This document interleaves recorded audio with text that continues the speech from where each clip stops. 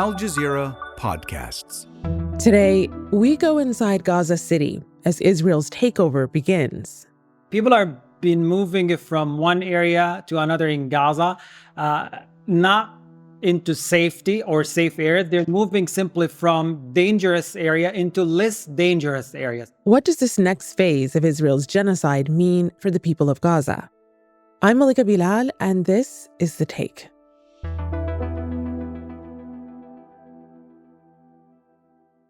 My name is Hani Mahmoud. I am the Al Jazeera English correspondent reporting from Gaza on the ground. I'm from Gaza City, from a Shuja'iyya neighborhood. Ever since I was pushed into displacement, I've never seen my neighborhood again. I have so much longing to see what happened to our house, to my personal library, to the books that I collected over the past years, to all the memories that I left behind. So I'm kind of hoping and praying any ceasefire coming up soon. The first thing I'm going to check if there is anything left of the house, if any of the books is left, if any of the memories are still there. Well, Hani, welcome to The Take. I just want to start with expressing and extending my heartfelt appreciation and thanks to you from our entire team for doing everything that you had to do to make this interview possible out of Gaza City, where you are. You're in a building that is half burned out. We're using an internet connection that's shaky at best, and the clock is inching towards nightfall when you need to be inside. Can you tell me about where you are and what it took to show up today? Well, we are still reporting from Gaza City, and just a little bit of clarity to our viewers here. People are been moving from one area to another in Gaza, not into safety or safe area. They're moving simply from dangerous area into less dangerous area. So it doesn't mean we're safe or we're away from the continuous bombardment here. It's just a little bit less compared to the areas that have been officially marked as red areas by the Israeli military. We do have a constant daily struggle when it comes to power supply and internet connection. It's not a secret that a report that takes half an hour, 45 minutes, maximum an hour of work, it takes us up to a half a day or a day just to get it done, because we're constantly dealing with power outage or internet gets disconnected and it stays disconnected for hours or for the whole day sometimes. And that explains why we are only able to show only the tip of the iceberg of what's going on here. And I started to think this has been quite intentional, deliberate. It's done in a way to suppress more of the voices on the ground, just kill their abilities to show the world what's really going on. Because the moment the world see exactly what's happening, because it's unfolding around the clock, 24 hours of unfolding events, it will be a real shock for everyone. But it's still very grateful for the couple hours of internet of power supply that we get it from power generators. And we're able to supply and transmit these pictures to the world, because deep in our heart, we believe that the world deserves to know what's going on. Well, the pictures that are being transmitted to the world these days are of the first stages of Israel's takeover of Gaza City. You've not only been reporting on each phase of this genocide as it unfolds, you have been living it. About a month ago, Israel's security cabinet approved a plan to take control of Gaza City, where you are. A day before that approval, Israeli Prime Minister Benjamin Netanyahu had said the military planned to seize control of all of Gaza. We know when Israel's takeover announcement happened, it led to condemnation from around the world, including from Hamas leaders who said the decision confirms that Israel does not care about its captives. So we know the initial stages of this takeover have begun. What do they actually look like? What have you been seeing? Well, let's start by the ongoing, misleading, contradictory, vague narrative of evacuation orders. These are not evacuation orders. These are enforced displacement orders. They're happening under the heavy artillery. They are continuous bombardment. People are literally fleeing their homes under rains of mortar shells, of airstrikes, drone strikes, quadcopters that are better known as sky predators everywhere. We've seen families running with their elderly, with their children, with people who have family members who suffer from medical complications.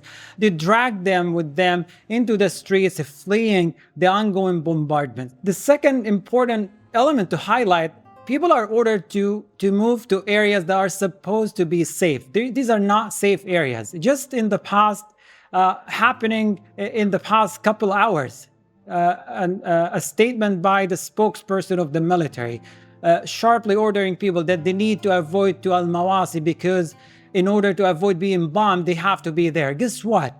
A group of children were queuing in front of a water tank, waiting to fill their gallon and go back to their families in displacement sites in Al-Masi. Were bombed. 10 people reported killed right away. 7 of them happened to be children right at the spot. That's an area that's supposed to be designated a safe area. People, the moment they moved to these areas, they were bombed, they were maimed, and they were killed. You have streets that are littered with makeshift tents, with exhausted families, with people who are disoriented. They don't know where to go. It's heartbreaking enough for them to leave their homes.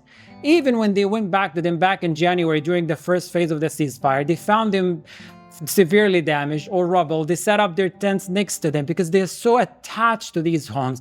But here's an interesting part. We're seeing more people are doing reverse displacement. They refuse to leave their areas. They refuse to leave their neighborhoods. They try to set up their makeshift tents or plastic sheets near their neighborhoods, near their homes, because they're tired of being herded around from one place to another, which has been largely more of a death sentence for them and their family members.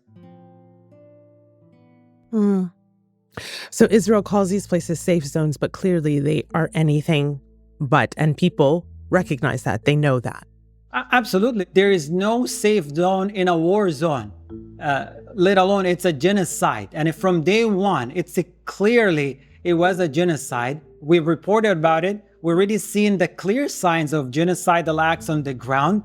But the world, internationally pressed, world media platform, they did not take our reports seriously. They accused us of fabricating the things on the ground, not telling the truth. And just in the past couple of days, we're seeing more voices confirming what we were able to report about and document 22 months ago. They did not believe what we were talking about until the past few days. And we were right from day one. I mean, October 7th, we reported about this all day long. But from that point, it has been 22 months of Israel genocidal acts on the ground. Just on Monday, the world's top scholars on genocide, the International Association of Genocide Scholars, finally agreed officially Israel is committing genocide. As you say, you and other reporters in Gaza have been reporting that very fact for 22 months now. So do you think this might help those who have not gotten there? Is there any good that could come out of this final official declaration? First of all, there's no justification for their silence. If you're a media worker, if you're a journalist, you should have picked up your pen, your camera from day one and start documenting what's happening. It doesn't matter where you are, where you stand, because what's unfolding in front of us, it's quite horrific, and it deserves to be reported about in all of its details. Here, what we're doing, we report most of the time, it's raw material. I mean, we don't have time to change anything. We don't have time to make it more appealing or drive sympathy from the world. If we see a child torn apart, if a flesh is picked up from the ground, that's what the world is seeing from us on the ground. The problem with internationally press, their silence gave legitimacy to the Israeli actions on the ground. It gave them the promotion that they need to commit all these atrocities for the past 22 months. And none of them had been serious to question the credibility or to question the source of information. For example, hospitals got bombed multiple times. We see in the same exact statement used by the Israeli military that hospital became headquarters for operatives or for militants, and providing zero substantial evidence to support this claim. Same thing when it comes to schools that turn into shelters, when it came to journalists who were targeted one after one, including their families, for civilians in the streets or inside their tents. And I think them realizing now that there is a genocide, it's too little too late. You didn't have to wait until 62,000 people, including more than half of them children and women, to say, well, yeah, it was a genocide. That's being like, okay, I was okay with the genocide, but once it started making noise and making a trend, I want to try to have a piece of it. Well, Hani, to add insult to injury, as all of this is happening, we know that there are these backroom discussions taking place in capitals all around the world about Gaza's future, and they don't take into account the Palestinian people. So just this week, the Washington Post leaked a draft of a plan from the Trump administration about turning Gaza into the Riviera of the Middle East, and it includes sending the residents of Gaza to third countries. What do you and others think when you hear plans like this? We're very frustrated, very angry. I mean, I'm taking it not just with a grain of salt, with a shovel of salt, because there's so many wrong things about this plan. I mean, what's the point of creating a Riviera and hotels and really advanced streets and use of high tech while skeletons are buried underneath these roads, the massive graves and everything else? What's the point of doing this without addressing the serious questions, the education, the healthcare, the reconstruction of humanity itself across the Gaza after a month of traumatization? So the dangerous part of this plan, apart from the fact that it does not address the real cause of these problems, aka occupation, the military occupation of Palestine, it presents ethnic cleansing under the guise of reconstruction. And this reconstruction includes already a big part of it has already taken place. The destruction of the whole entire strip, neighborhoods as old as 1,000 years, as Zaytun, as Shuja'iyya, mosques as old as 1,200 years, all the churches, the oldest churches in the world exist in Gaza City, have all been severely damaged or destroyed. I mean, uprooting people from here, that's not reconstruction. That's a real ethnic cleansing. And it's done in a very racist way. And that's why I think it's driving much of the fury among Palestinians. It's taken their identity away. It destroys their culture, its social fabrics. But at the same time, it's a threatening because the aim is to uproot all of them from their own land. And that's the serious, dangerous part of it. No, this is not what the Palestinian people need. We'll have more with Hani after the break. Within days of starting his second term, President Donald Trump issued pardons to more than 1,500 people who'd been charged or convicted of federal crimes. One of those was Ross Ulbricht, a young man serving a double life sentence for creating an online criminal marketplace called Silk Road, where users traded guns and drugs. Who is Ross Ulbricht? What does his pardoning tell us about where power really lies in the American justice system? Hear the full story on True Crime Reports.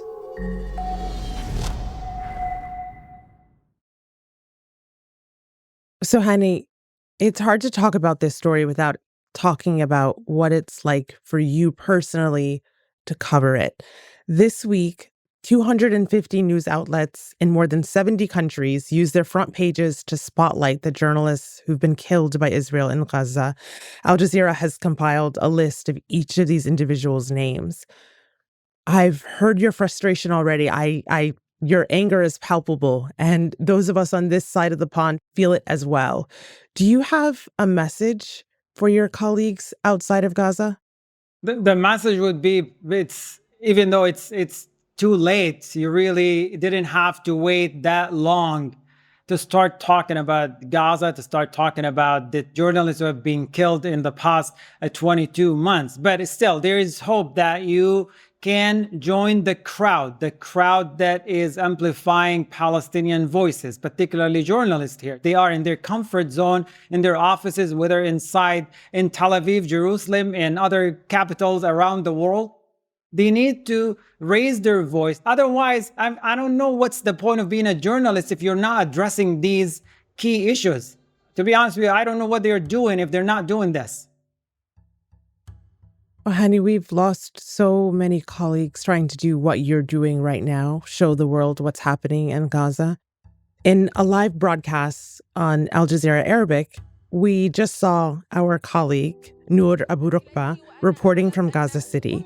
And she begins to break down when she talks about how her mother is sitting on the sidewalk without knowing where to go.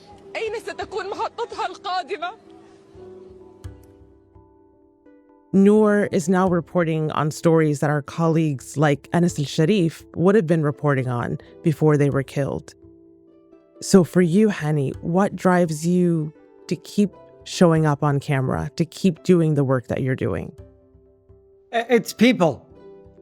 Seeing people out in the street, seeing exhausted families, seeing children barefoot running in the street with no future whatsoever for them. That's what drives us and gives us the energy to keep going, because their stories deserve to be told to the world. And because we want to tell them this is not a natural cause. It's a man-made.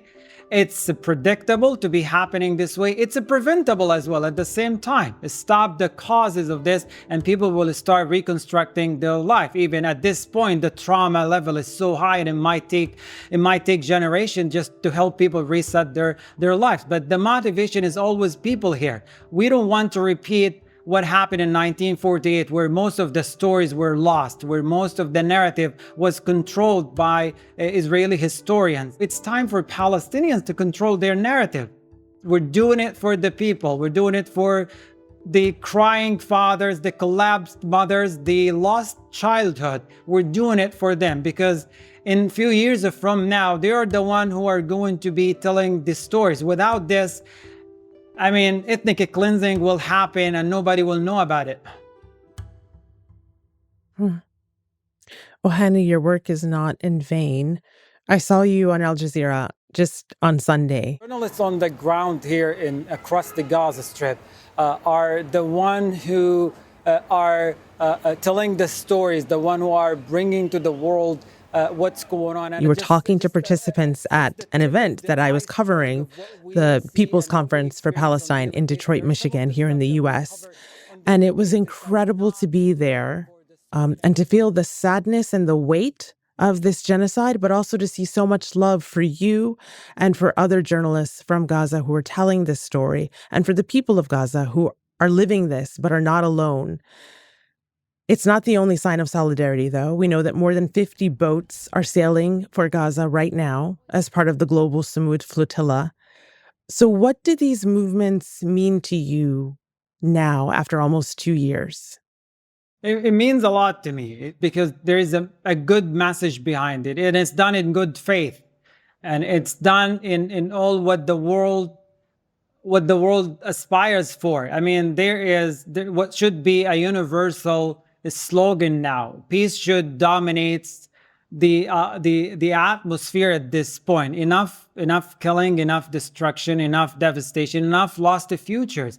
Walking in the streets here and seeing many schools destroyed, that automatically translates in my head how many students lost their future and their right to learning inside these schools. Walking by hospitals completely destroyed, thinking of how many vulnerable individuals do not have the proper access to healthcare in order to build a proper life in the future. But the bottom of it, it's all interconnected. The reality of Gaza is much more complicated than just a man sitting in the White House and thinks, well, let me draw a plan for you.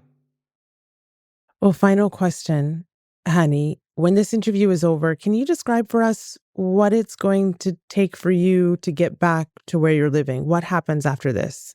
Well, by the time we finish this interview, it's going to be a little bit late. So we have to check when it comes to security assessment. The locations are okay. The routes that we're taking are fine. Is it safe to move the vehicle?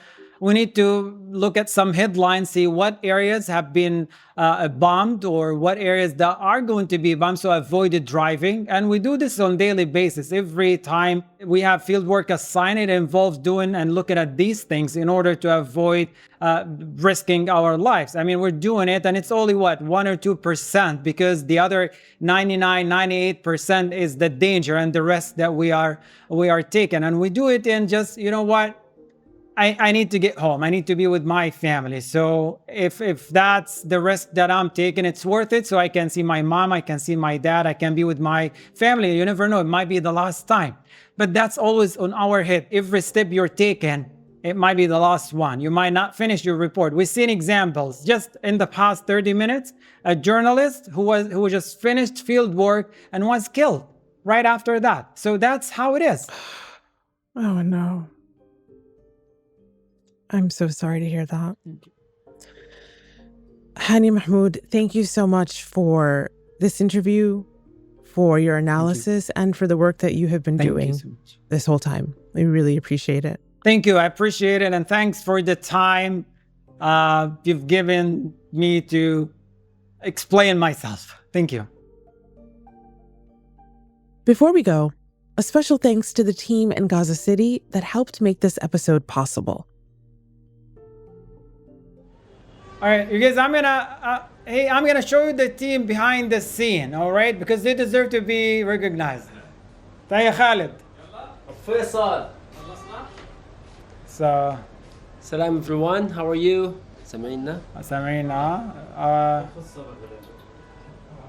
Muaz is my producer. Hello guys, how are you? And that's the team. And here is Khalid's our cameraman. He's behind all of this great work. Yeah. Yalla.